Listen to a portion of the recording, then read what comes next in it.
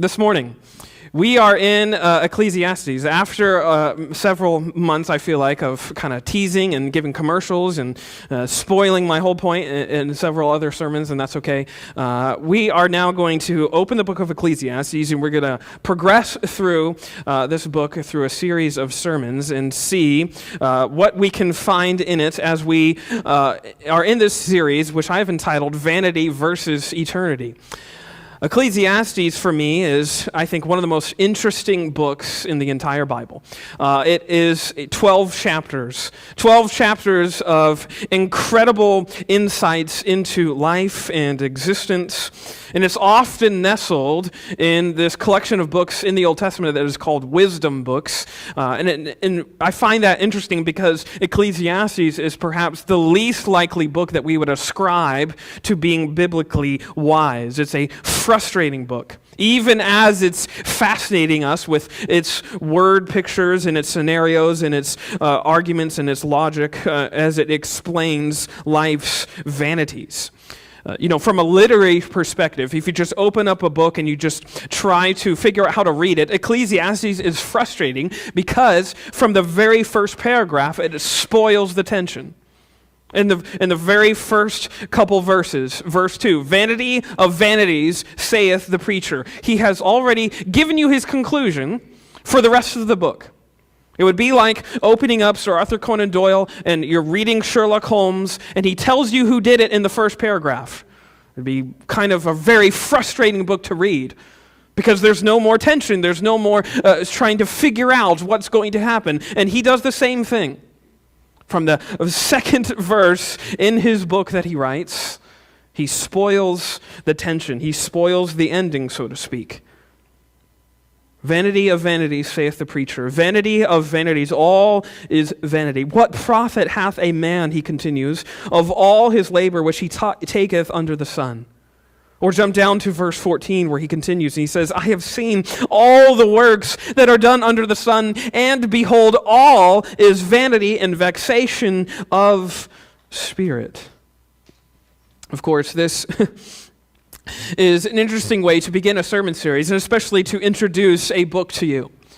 One that is full, as he says here, of vanity and vexation of spirit. It doesn't inspire much to it to say, sounds like a fun book to read. And often I think that's the case with Ecclesiastes. It's frustrating from a sort of spiritual sense because this entire book seems, at least from a first reading perhaps, gives voice to a lifestyle and a philosophy and a view of life that is devoid of all hope. It appears at first that the writer here is saying, "Hey, let me tell you about my meaningless life," which doesn't sound very inspiring or doesn't really make you want to read it. He often doesn't seem to give much in the way of recourse, much in the way of hope. He just presents to you vanity, frustration, vexation of spirits. And I think because of that, of all the 66 books that make up your scriptures this morning, Ecclesiastes is one that has, I think, one of the most negative reputations because of its themes, because of its subjects, because of what is talked about. It's criticized for this sort of over-conversation about meaninglessness and vanity. But I would say that to dismiss Ecclesiastes because of its supposed endorsement of meaninglessness is both reactionary to just first reading the book, and it actually is, I think, is an unfaithful response to this book. Especially because the word vanity that appears, if you're reading a King James perhaps, you'll find this throughout this book. The word vanity is actually not the way we would describe it. So you're reading it in verse 2, he says, "Vanity of vanities, all is vanity." And we would ascribe that our sort of 21st century definition, if you look up vanity in your dictionary, it'll say the quality of being worthless or futile. And we would ascribe that definition to this word.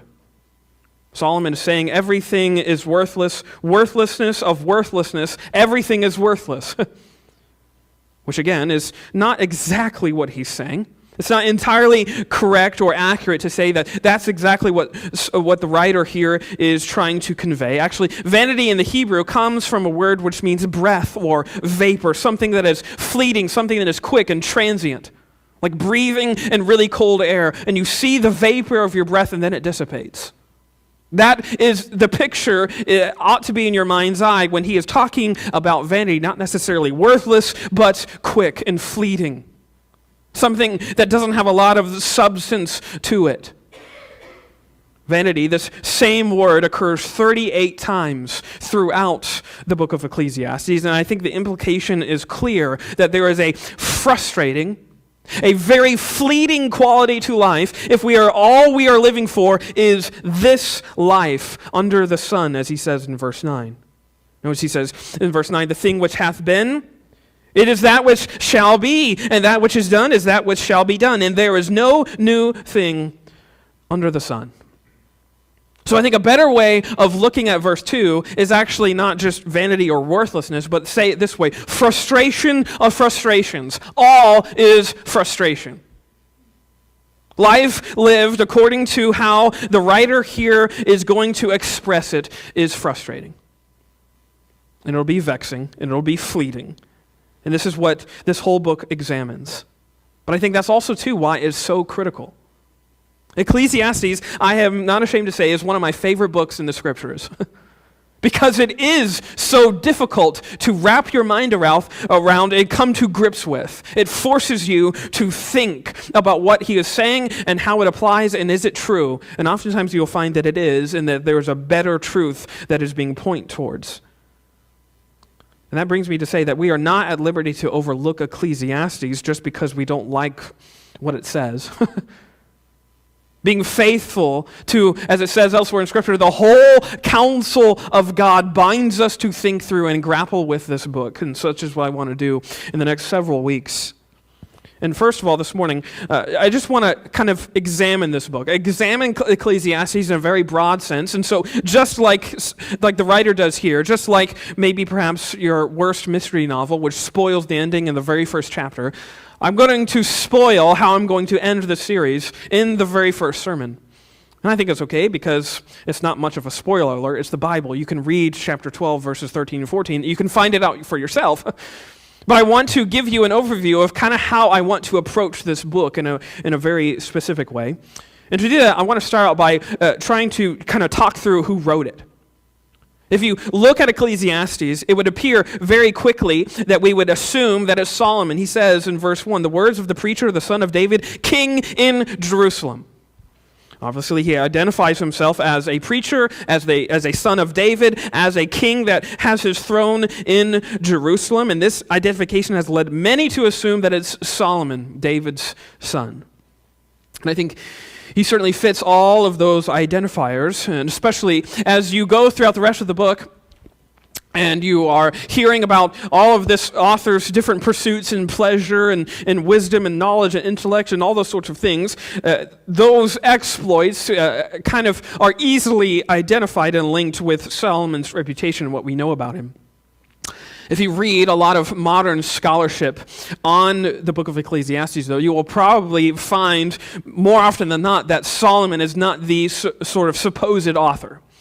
I'm not going to bore you with the arguments because I'm going to say that they seem very unconvincing to me, very weak and very kind of immaterial. They try to go around all these different ways of looking at the book to try and say that Solomon is not the author when I think it's very clearly that he is. No, Solomon's name does not appear at all throughout this book. You will not find it. You will not find him identifying himself by his name, but I think that that's on purpose. It's on purpose, I think, because he actually uses that designation, preacher. As he says in verse 1, the words of the preacher. A designation which appears 7 times throughout the book, and it comes from a Hebrew word meaning literally collector of sentences or speaker in an assembly. He's calling himself an assembler of people to hear a very specific message. You can find Solomon acting in this similar role with sort of not the same word as preacher here, but a similar Hebrew word in 1 Kings chapter 8, where he's assembling people and he's assembling them to give them lessons or give them wisdom. And here, he's assembling these people to hear, I think, a very, very unexpected, very different sort of sermon. Which leads me to another thing that will give us a lot of context, is not just who wrote it, which I would believe is Solomon, but who is it for? Who is the audience? Because if it's Solomon, why is there really no mention of God? Or actually, the specific word for God, Jehovah. You won't find Jehovah in this book. You'll find only one mention of Israel. You find only a few mentions of the city, Jerusalem. Not much in the way of sort of Israel's narrative in history will you find in this book. It's not like other books, which is very concerned with talking about covenants and atonements and how they're going to be fulfilled and looking forward to prophecies. Not any of that at all. And I think it's because as this assembler, this collector of sentences to give to the people, as Solomon is entering into that role, he's speaking not just to his local subjects. He doesn't want to just gather his people of Israel and speak to them directly. Actually, as the assembler, he's looking to address humanity. So, very clearly, this book of Ecclesiastes is for everyone. It's written in a very general way. Solomon identifies himself in a very broad sense so that I think that it appeals to a much broader audience. Audience who are reading it now more than 2,000 years later. Who are now reading the same book that he wrote and reading it and finding it very true. Actually, exactly true as he wrote it. And here, he gives this incredibly unexpected sermon. A sermon which I like to call a human sermon, by which I mean this. Ecclesiastes is going, if you read all 12 chapters, you're going to find it very, very short, very scarce in terms of language talking about the gospel. Not going to be much in the way of righteousness, redemption, faith, justification, grace. You're not going to find those sort of gospel-y themes in any of these 12 chapters. But it has, I would say, an abundance, a surplus of language that talks about how life is, the, quote, human condition. You're going to find a lot of vernacular about the way life is, the human experience, so to speak. And that's really, if you want a really succinct way of looking at Ecclesiastes, it's just, it says what is. It doesn't try to rationalize anything. It doesn't try to come to a gospel conclusion about anything. It just says what is. This is how life is, as he has experienced and witnessed it. It doesn't shy away then from some really harsh realities. From some really vulgar things in life. The writer, Solomon, doesn't shy away from it. In fact, he kind of presses into it. He leans into these harsh vulgarities, so to speak, to bring us to a certain point. And I think that also leads to why it is presented in this unusual format. It's not a letter. It's not like the epistles where you can see him addressing a certain person and then going through an argument. There's really no narrative plot that you can find in these chapters that weaves them together. Much like the Proverbs, which were mainly written by Solomon, where they kind of go in and out of themes that were on his mind, you can find the same here. There's no really, it's not like Paul. If you read Paul in Romans, there's a very distinct and clear argument that he goes through. It's very logically laid out. Here, Solomon he's not really progressing through an argument, so to speak, as he is just speaking a self-referential sermon. It is a sermon. It reads like an extended entry in Solomon's diary. Look at verse 12 where he says, I, the preacher, was king over Israel in Jerusalem. You can see, I think, really clearly here, just what I'm talking about is that sort of perspective. You are given a look. You're able to read a king's diary about life. And not just any king, but a king who was gifted all wisdom, the most wise man who ever walked the face of this earth. You are getting a glimpse into his journal, seeing his thoughts sort of expressed, articulated as best as he could articulate them. And it's rare.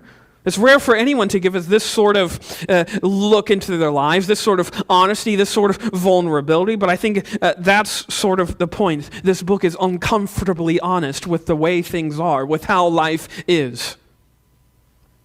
And in that uncomfortableness, we're made to see what it's all about, which is sort of the last sort of introductory point I want to kind of spend some time on. What is Ecclesiastes all about?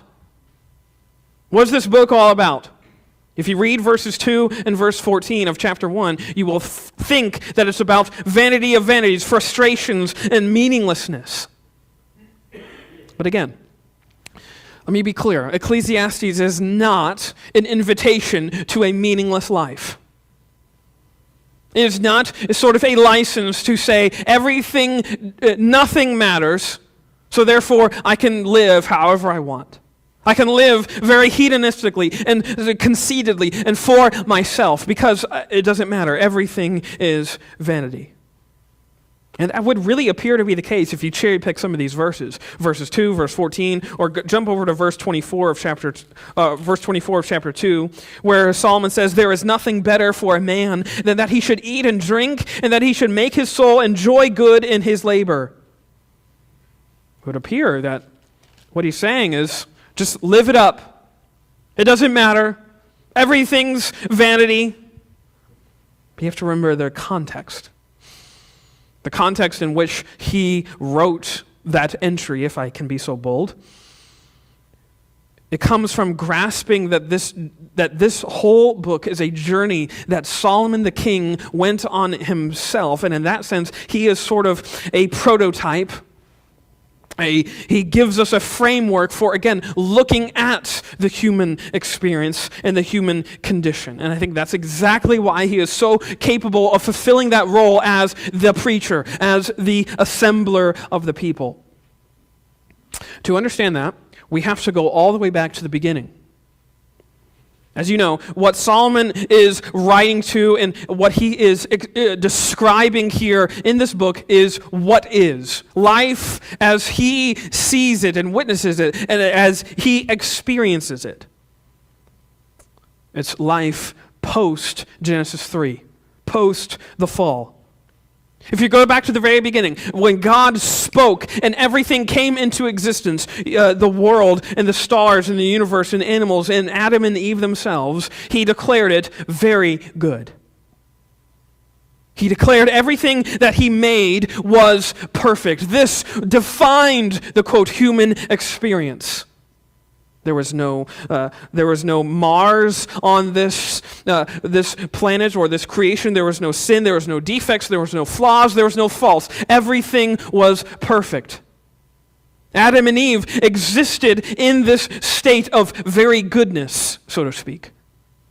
They understood their purpose perfectly. They had perfect joy and pleasure, perfect happiness, perfect worship, perfect fellowship with one another and with God himself. Everything was very good as God designed and intended it. No flaws existed. Life, as humans experienced it, was enough. It was fulfilling. It was perfect. And of course we know that this did not last. This perfection was lost.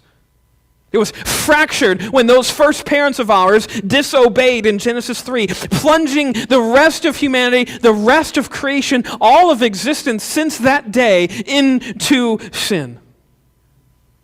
Genesis 3, Eve takes the fruit and Adam sins with her, and they both plunge humanity into sin. And now, from being an experience defined by perfection, the experience now that we as humans have is defined by sin. We cannot get away from it. We cannot escape it. This moment, fractured existence. There was a blemish now in all of the beauty that God had made. There was a frustration in all of the meaning.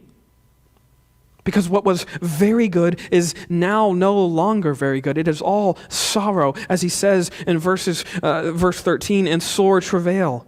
Look what he says, Ecclesiastes 1:13, and I gave my heart to seek and search out by wisdom concerning all things that are done under heaven. This sore travail hath God given to the sons of man to be exercised therewith. And in Genesis 3, verses 15 and 16, as God the Father is laying down sort of the consequences of Adam and Eve's decision, he talks about sorrow. He mentions it several times. That a life that was full and enough is now going to be full of sorrow and frustration. And every person who has ever lived since that day has been born into sin, has been born into a life that is defined by sorrow. This is what we call the doctrine of original sin. Then when we are born into this life, you didn't choose one day to become a sinner. You were born into sin because of what Adam and Eve brought into this world. Possessed by the same notion that they themselves were doomed by. You go, actually, let's go there. Let's go to Genesis chapter 3 really quick. I want you to see this. Because this, I think, is so pivotal for understanding what Ecclesiastes leans into. You have Genesis 3, this infamous chapter where we are given the history of Adam and Eve's fall and their disgrace from the Garden of Eden. Notice it says, verse 1, now the serpent was more subtle than any beast of the field which the Lord God had made. And he said unto the woman, yea, hath God said, ye shall not eat of every tree of the garden? And the woman said unto the serpent, we may eat of the fruit of the trees of the garden.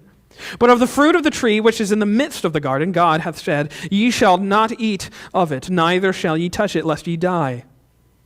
And the serpent said unto the woman, ye shall not surely die, for God doth know that in the day that ye eat thereof, then your eyes shall be opened, and ye shall be as gods, knowing good and evil. And when the woman saw that the tree was good for food, and that it was pleasant to the eyes, and a tree to be desired to make one wise, she took of the fruit thereof, and did eat, and gave also unto her husband with her, and he did eat. And the eyes of them both were opened, and they knew that they were naked, and they sewed fig leaves together, and made themselves aprons. And we know the rest is history, so to speak. You have to understand here, this is the moment where all of the perfection was broken and shattered. Why and how? Because of that temptation which the serpent gives unto them in verse 5, that this tree possesses wisdom wherein they can be like God. Where they can be as gods. See, this is the defining sort of paradigm of sin. It makes God unnecessary. Sin is you forcing God out of his rightful place as sovereign God and creator and owner of your life. And it's you putting yourself into that place and declaring we can be our own God. We can make our own purpose. We can find our own joy. We can find our own meaning. We can make our own lives. We can live lives the way that we want to live them. It's the defining paradigm of sin. We live for ourselves. It's not just millennials. Every generation has been a me generation. Declaring that we can do it better than those who went before us. And we have the answers. And we don't need God. We just need reason or wisdom or rationality or logic. This is now the default setting of the human heart. When you're born, you come into this world Exactly as our first parents were deceived into thinking that we can be like God. That we don't need someone telling us what to do. And yet, the frustrating part is the fact that this is not how we were designed. This goes against all of created design. As God spoke us into existence, He designed us for His glory. He designed us to live in the joy and the perfection of Eden. That was the design. That should have been the default setting, and sin changed it. We were made for God. And Solomon hints at this. Go back to Ecclesiastes chapter 3 and look at verse 11. He hints at this idea, this notion that we were created for something eternal. And look at verse 11 of chapter 3. He says, He hath made everything beautiful in His time. Also, He hath set the world in their heart, so that no man can find out the work that God maketh from the beginning to the end. That phrase there, He set the world in their heart, literally means He put an awareness of eternity into man's soul. Whether you believe in Jehovah God or not, there is an awareness that this life is not all that there is. There's an awareness of eternity that humans are born with. They're born with this notion that this life is not all that there is. That's why any single religion that has ever been on the face of this planet has always dealt with some sort of afterlife that we are ascribing unto, that we are trying to get to, that we are trying to, yes, even earn our way into. It's because there's the world in the soul. There's a God-sized hole in the heart of every human person who has ever lived. And God put it there. Why? Because He made us for His glory. And only God can fill a God-sized hole. Only something that is eternal can fill a hole that has eternity as its bottom. This brings me to this incredibly incisive paragraph from a French mathematician and physicist who was popular in the 1600s. He was also a theologian. His name was Blaise Pascal. He says this: There was once in man a true happiness of which there now remained to him only the mark and empty trace, which he in vain tries to fill from all his surroundings. But these are all inadequate, because the infinite soul can only be filled by an equally infinite and immutable object, that is to say, only by God Himself. This, to me, is the crux of this whole book.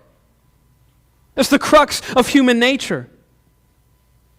Every man who has ever lived on the face of this planet has been striving and dying to try and fill that hole that exists inside of them with something other than God. It has to be something other than God.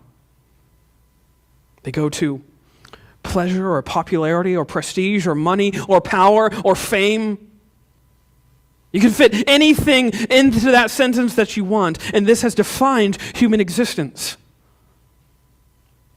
Filling that void with something that cannot be filled there. It's like trying to put a square peg in a round hole. It just doesn't fit, and it's not designed to.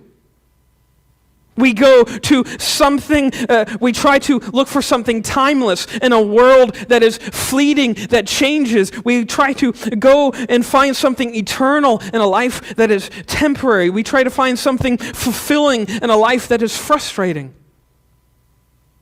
It's because we're going to the wrong source. We're going to the wrong place. And Solomon is articulating that very notion throughout this book. That this search that he goes on, he identifies it as a search after wisdom. The search has defined everyone who has lived, and they found it just the same. that lived for this life under the sun, it is frustrating. It is unfulfilling. And that's the point. They were never meant to fill you. The things that God designed for us to enjoy were not meant to fill us. And this is what Ecclesiastes is all about. It's not about an invitation to a meaningless life. It's not a way in which we can avoid any responsibility.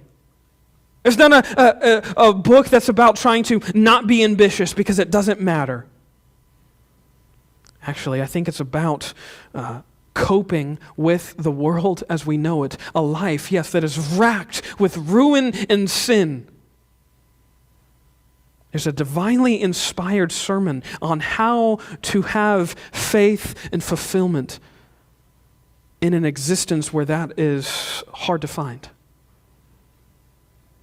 I think it's a sermon that allows us to realize that life without God is like trying to sprint on a treadmill.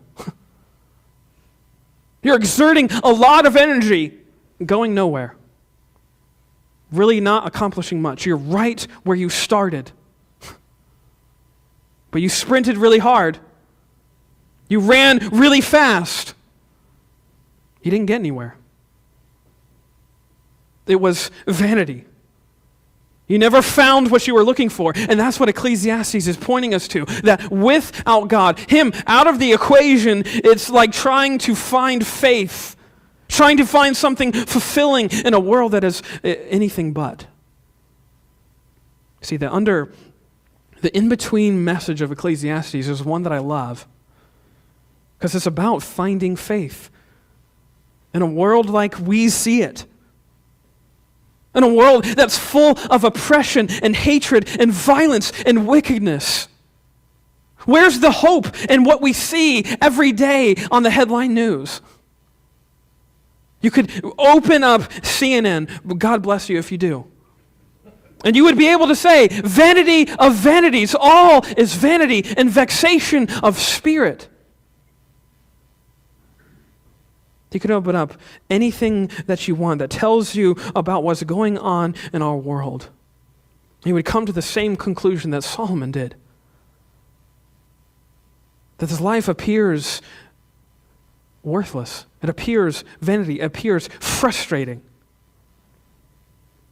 What this book gives us, I think, is it points us to a faith that is firm and fervent, a faith that we can stand on, that we can sink our teeth into. And no, let me dispel any sort of excitement that you might have. It doesn't give us a secret formula to rid us of life's frustrations. You cannot read this book, and you won't be given a magical incantation to be able to avoid all of the madness and mayhem and the mess that defines existence in 2020. Sorry. Because whether you believe in Jesus or not, that's the human experience. But what Ecclesiastes will do, it'll help you to find your way in the midst of all that mess, in the midst of all that madness and that mayhem and the confusion and the news stories and the people telling you what's going to happen. This book reveals that our lives are way more broken than I think we often would ever realize. But I think what it does do also is show us that there's something better worth living for. And in fact, that phrase, better than, it appears 23 times in this book. 23 times it appears that there's something better than what's here. Go to chapter 3, verse 22. He says, "Wherefore I perceive that there is nothing better than that a man should rejoice in his own works. For that is his portion. For who shall bring him to see what shall be after him?" Or chapter 4, verse 6. "Better is an handful with quietness than both the hands with travail and vexation of spirit." And on he goes, all of which I think reveal this. that there is something, actually I'll say it this way, there is someone better worth living for. In the midst of life's frustrations, there is someone who can give you fulfillment, who can give you peace and joy and pleasure, who can give you what your soul craves, who can fill the eternity that's in your soul, and his name is God. Such is what leads him to that incredible conclusion in chapter 12.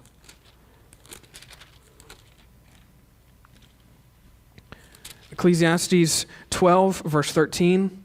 He comes to the end of all his journeying. He comes through the end of all of his searching after wisdom and trying to decipher how to make sense of life's frustrations. And he says this, let us hear the conclusion of the whole matter. Fear God and keep his commandments, for this is the whole duty of man. You want to know how to make sense of the injustice that you see? You want to know how to make sense of all of the travesties that we witness? Fear God and keep his commandments. Or as that hymn says, trust and obey. Trust that God is the one who is over it all, and obey him in faith. There's no other duty that we have as men and women here in the 21st century than this right here. This dispels all sorts of notions that we have to go and find what we are looking for. Trust God and obey his word. This is why I love Ecclesiastes. It's a commentary on life as we know it. Yes, all of the travesties and all of it. He talks about it all throughout these 12 chapters. But he also gives us there's this tension that exists throughout this book that says that this life as we know it is not how God planned it. And that's okay because he has promised to fix it. The answer to life's vanities, life's frustrations is not found in removing them, is not found in trying to pretend that they don't exist. As Christians, we aren't ostriches who put our heads in the sand and try to pretend that bad stuff doesn't exist. That there is corruption, that there is all sorts of perversion and injustice that exists. We don't try and cover our eyes and block our ears and just shout and pretend that it's not there. It is there. And the beauty and the hope that is presented throughout Ecclesiastes is the fact that we have hope because of God's presence in all of life's frustrations. In the midst of all of that, God is there. And his further promise to fix all of life's frustrations. And this is where the good news really comes about Jesus Christ. Go to Matthew chapter 12. There is a fascinating verse that Jesus declares. One which I think is very, very insightful to the rest of the wisdom of Solomon as we see it in Ecclesiastes. Notice verse 42 of chapter 12. Jesus here is speaking, and he says this, "The queen of the south shall rise up in the judgment with this generation and shall condemn it. For she came from the uttermost parts of the earth to hear the wisdom of Solomon. And behold, a greater than Solomon is here." You want to know who the greater one than Solomon was? It was Jesus himself. He is the true and better Solomon who hasn't just been made to go through life's frustrations. He has come to rectify them and redeem them and solve them and fix them. He is the one who says that he is going to make all things new. All of the oppression that we see, the injustice that we see, the violence, the hatred, the ridicule, all of that. is bound up in him, Jesus Christ, the Son of God, the one by whom all of this vulgar and corrupt wisdom of Ecclesiastes, all of it is then transfigured into the hope of grace, that Jesus is the one who settles all of life's frustrations. He is the one in whom joy that is everlasting is found. He is the one who gives peace and fulfillment and meaning and purpose.